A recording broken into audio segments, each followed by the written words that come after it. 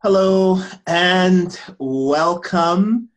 This is our program, Getting to Know Him. And we're talking to today to Patrick St. John.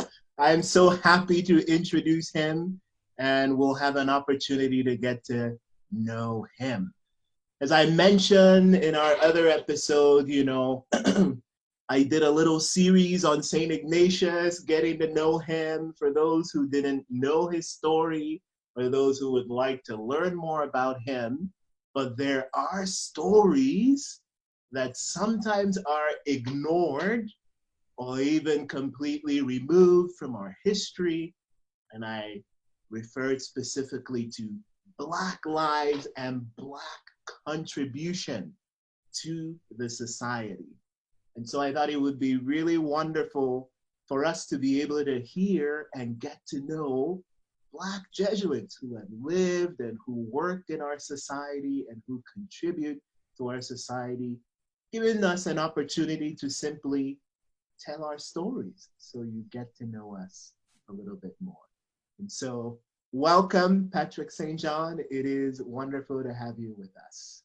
Thank you very, very much, Father Ike. Thank you very much. I'm very happy to be here. Thank you for having me. All right. So we'll dive right in. I wanted to ask a first question, which was, can you tell us a little bit about your family history, your background, parents, siblings? So please go ahead. Oh my God, that's one of the, sometimes I say like the greatest question, but sometimes the most embarrassing questions. I don't know where to start because I consider the whole world like my family, even though I cherish and value deeply the place where I was born in this space that make me who I am. To begin with, I could say that I was born in Haiti, in the north part of Haiti, small town called Verret. That's then later on my family get to exile to France in Montpellier where I grew up. Then fast forward, going up there, I went to a Jesuit high school and finishing my high school, then moving to Bordeaux for my college, then Paris and so on for my other graduate school. I am a youngest of three. My older brother is living in Brazil, married, and my older sister now in Haiti, married also. My mom and dad, they are alive. They are living in Haiti. My mom, she's 74, the greatest woman ever in the world, and my dad, very humble, the relaxed man. He's 71, but the person really I could say that remain as the bedrock of my entire life, the entire women I will never really like always carry with me. In fact, that is the centerpiece of my vocation. Also is my grandmother who passed away, but may God receive her soul, but I still be with her. She really growing up, she was my friend, my best friend. Wow. And then challenged me, singing, but and somehow I could say she's really the bedrock of my life. That's why I say, there we go, there we are. Well, thank you so much. It's really good to hear about your family and, they're international, Haiti, Brazil, and just the influence of your grandmother. That's such a beautiful story. And so she was very instrumental in your life. I'd like to kind of move into another question related to your vocation. Like, what drew you to choose the Jesuits, the Society of Jesus? That's a very good question. So I would say like the Society of Jesus chose me, actually. But because I was not born Catholic, my mom and dad, generation they are still Baptist, Southern Baptist. In fact, from my mother's side, They were the first one to go back in Haiti in 1864 with the Southern Baptist religion to Haiti. They were like the slave from New Jersey and moved to Haiti with the honor. That's how, in fact, the Baptist religion means like my deep DNA in my bones, I was always like Baptist. And I was just like 11 years old when I entered in the Catholic Church for the first time to assist the funeral of my godfather, who in fact was a good friend of my dad, but was Catholic. And I saw the priest, just like Father Ike, very dancing, very handsome man, and happy. Oh my And God. then Too kind. on his homily, he said that everyone here, you have received a call. God's called you on his kingdom to do something very special. I still remember this word literally it means on my head. And my mother, of course, my mother who is a preacher, by the way, she's a Baptist preacher. My whole like family, uncle, I mean, all of them by and my family rather become a Baptist preacher, any politician, a physician, any politician. That's how the tradition from my mother's side.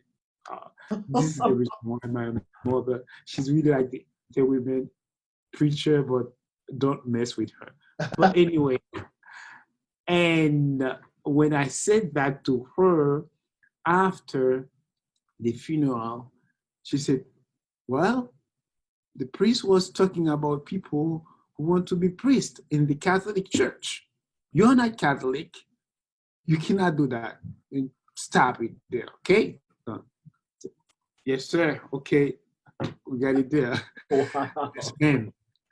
And okay, my grandmother, who was my friend, the person I always go when something like that happened, and I really go to her, and she said that I said, well, this is what happened. The priest said that everyone here have received a call. Can you help me make some things about that? She said, yes, my son. He was talking about people who is a priest, but I will pray for you. God will provide. That's what she said. God will provide.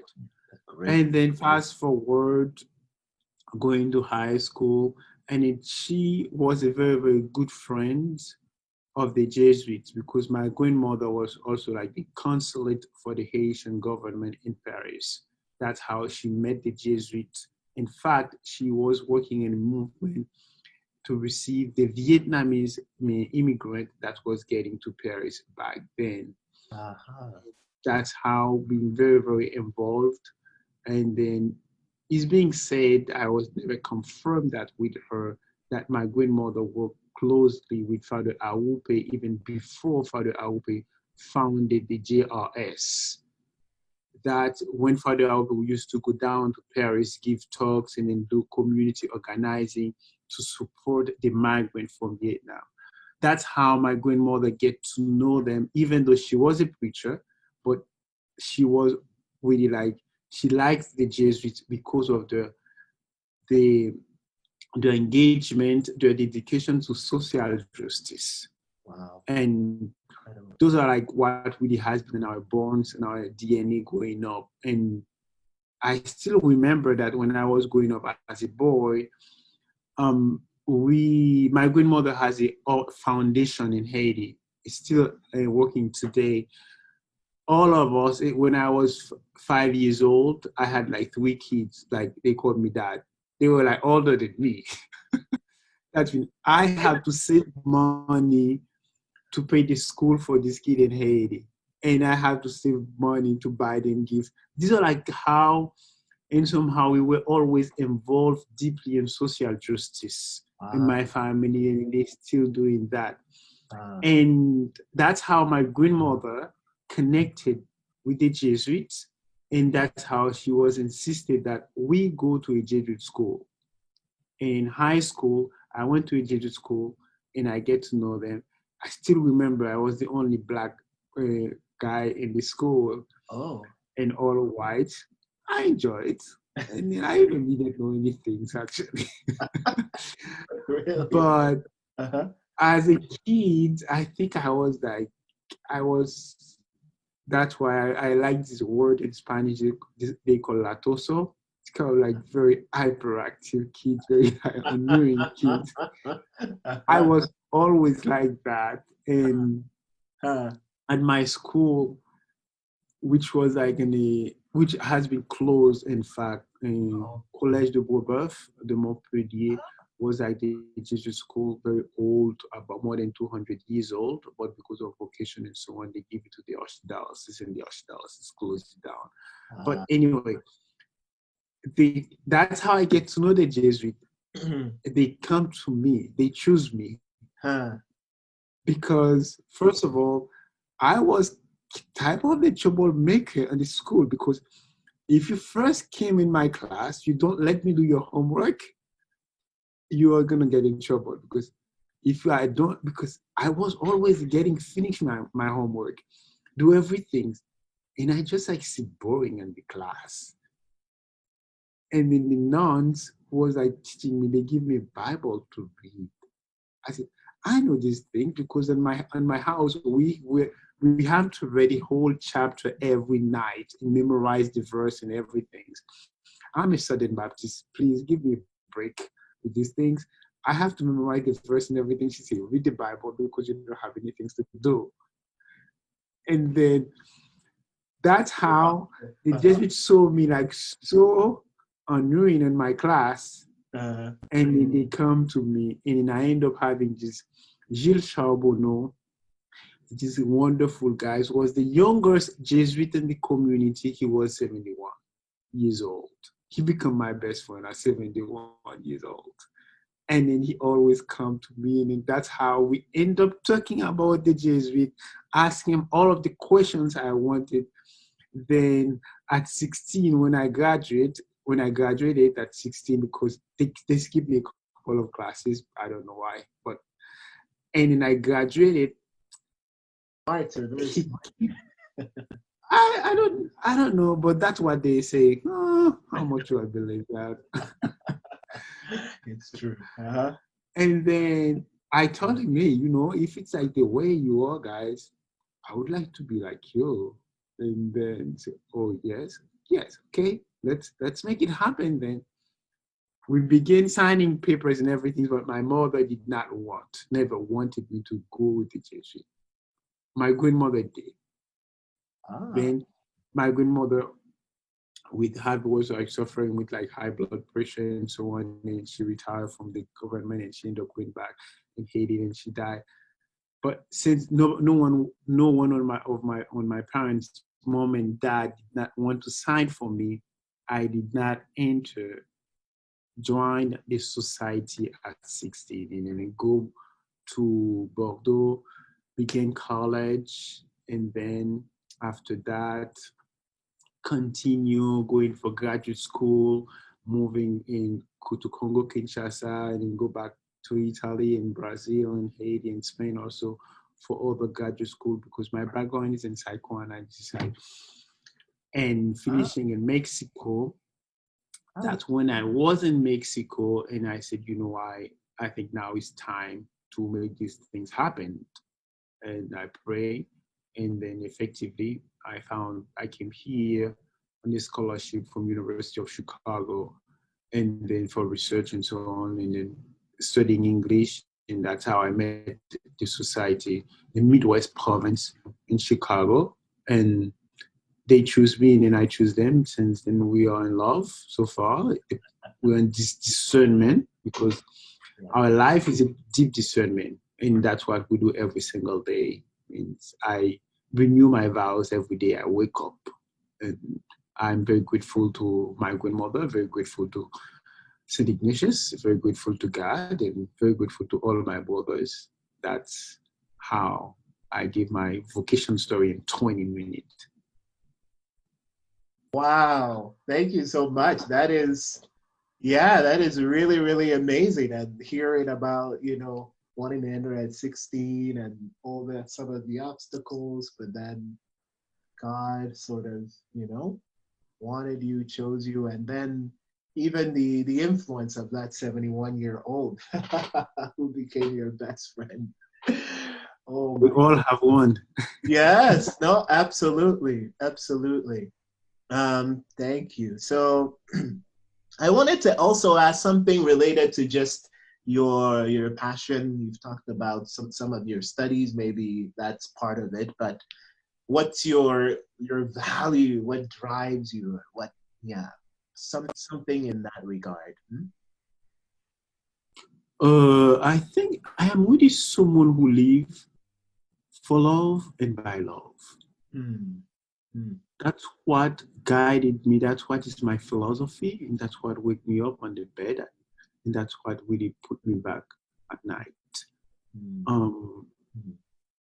Really, I realized that this has become the centerpiece of my entire life because that's what has been implemented in just like deeply ingrained in my DNA of who I am.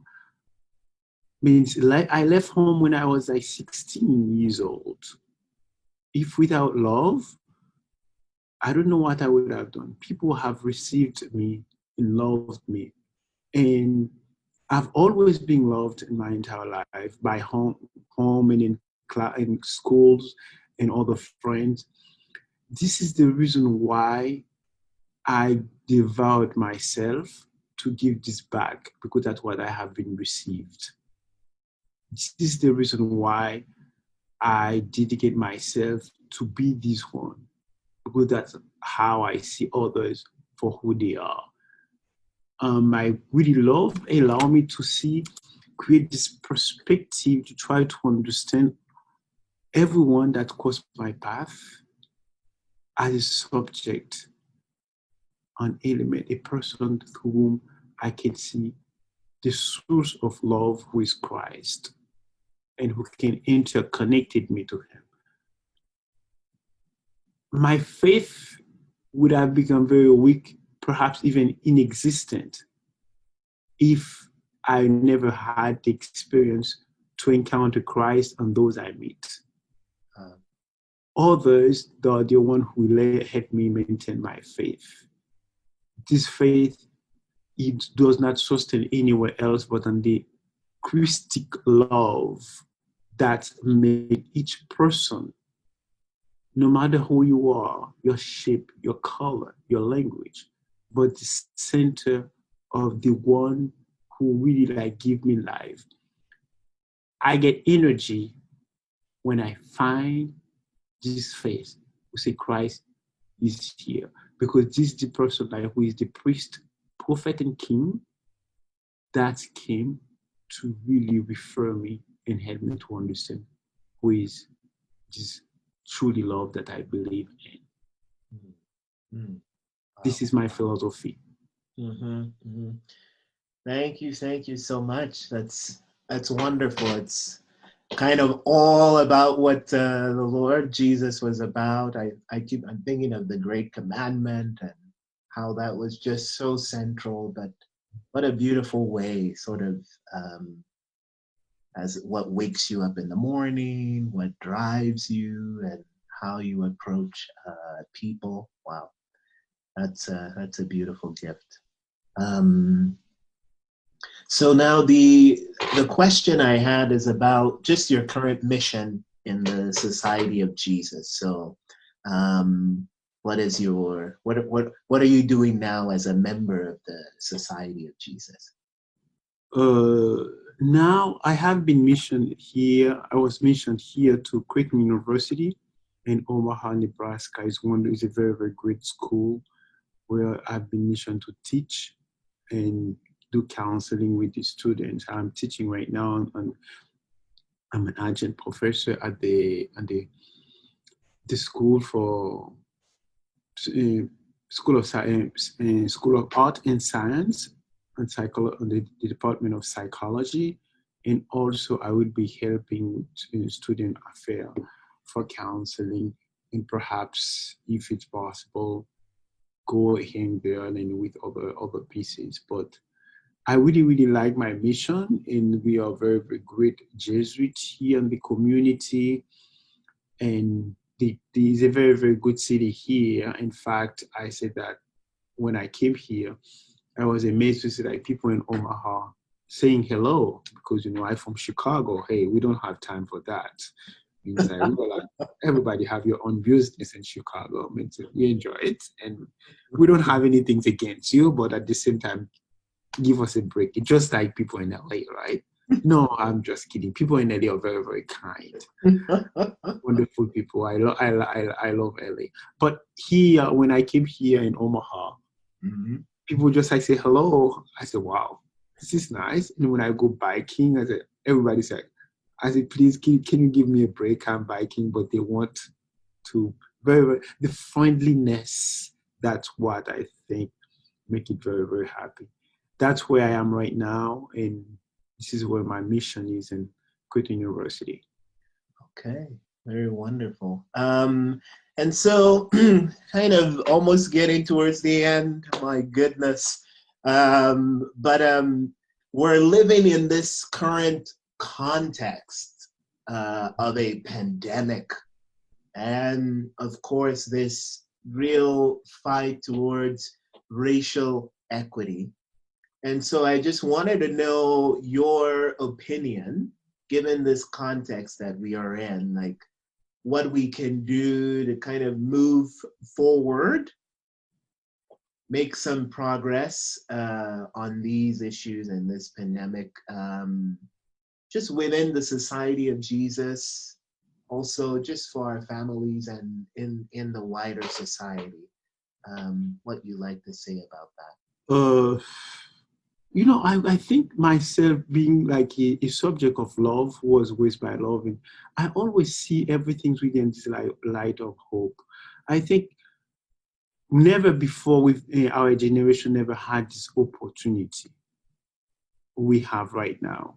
With COVID and the racial unrest that happening in our country, in the whole US and more than like 18 countries in the rest of the world, 2020 really has become a year for us that only bring the matter of death and breath. In this context, what do we want to do with that? Who do we want to become? How do we want to be remembered by history?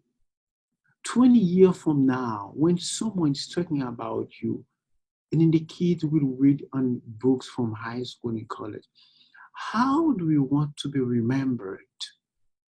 Like the great Vincent Harding had said that unless we put our heart on what we are living today, we'll never understand and never be able to be recorded and even printed in the book of history. I think it's an opportunity for us. See the silver lining that this moment is offering us and just grab it, take advantage of it, but rather do not stay in denial. The biggest desolation that can lead us astray, make us lose these opportunities if we continue this sin of like perpetuating by denying what is our own place. Rather, is take advantage of this opportunity and make history be a place of encounter, conversion, and deep metanoia for ourselves and others in history. Wow.